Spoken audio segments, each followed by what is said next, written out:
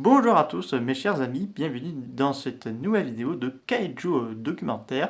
Aujourd'hui on va vous parler du Kaiju Gabara. Ça faisait un petit moment que je voulais vous en parler et j'ai enfin eu le temps d'en vous en parler. Donc on va parler de ce Kaiju, ses pouvoirs, un peu ses origines et ses dernières apparitions. Donc voilà.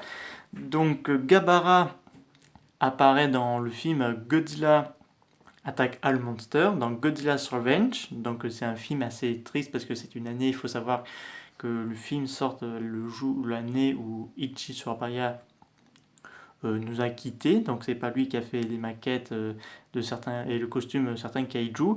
Donc on a Gabara qui est un kaiju imaginé par un garçon qui s'appelle Ichiro, je ne me rappelle plus très bien, il faudrait que je revoie le film à nouveau, donc qu'il appelle un garçon des rues Gabara parce qu'il est assez brutal et tout ça, donc il imagine ce garçon, ce kaiju là qui martyrise le pauvre bébé Godzilla, donc Minira.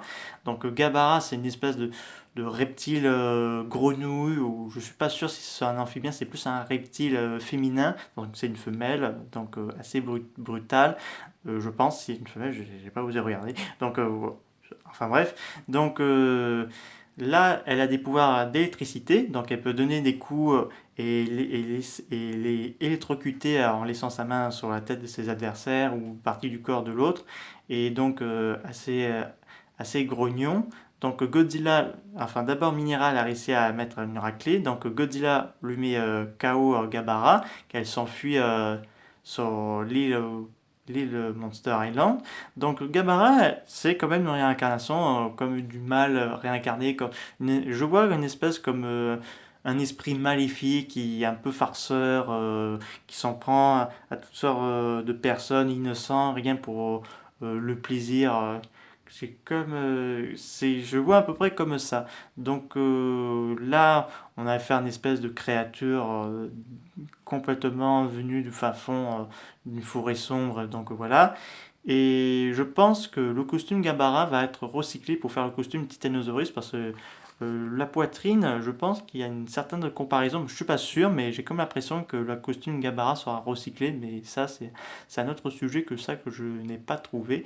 Donc il faut attendre plusieurs années parce que puisque ce kaiju va être délaissé, parce que ça va pas être l'un des préférés des fans, de la franchise du bestiaire de Godzilla. Donc certaines personnes imaginaient plutôt Gabara qui a des pouvoirs surpuissants, notamment le pouvoir de faire des rêves en devenir des cauchemars, ce genre de choses-là.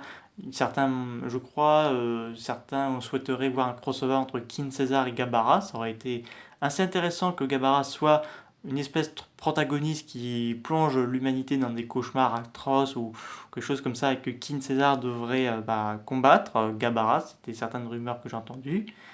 Donc elle n'apparaît pas dans des jeux vidéo, mais je pense qu'elle a apparu dans certains comics, si je dis pas bêtises, mais ça je suis pas vraiment sûr à 100%.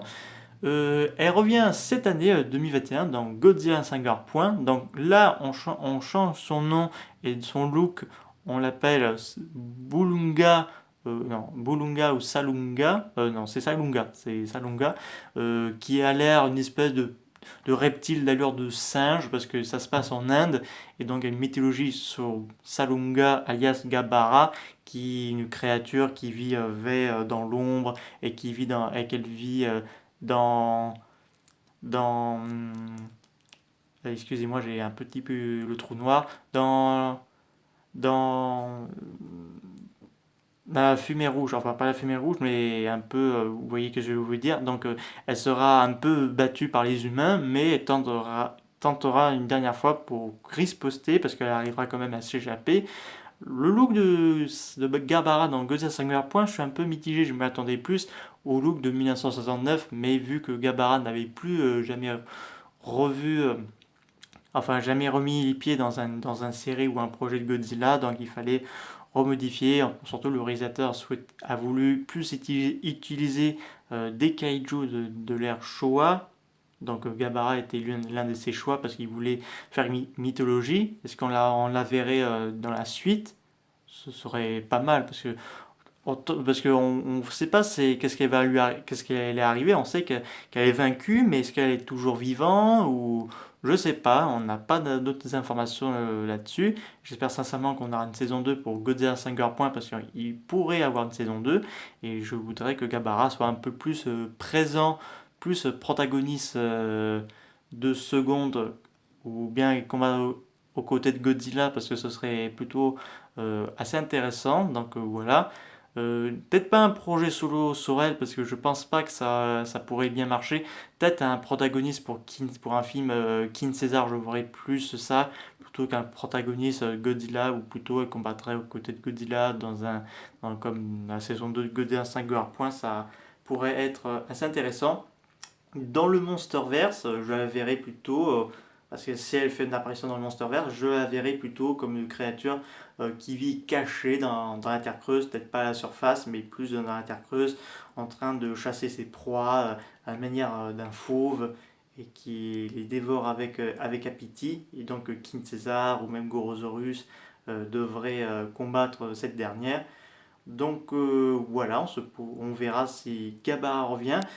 Parce que je sais que beaucoup d'entre vous n'aiment pas trop ce kaiju. Moi, je le trouve assez sympathique, parce que déjà son allure, euh, comme je vous ai dit, une espèce de yokai malfaisant qui veut régner sur la terreur partout où elle passe, ça serait très intéressant.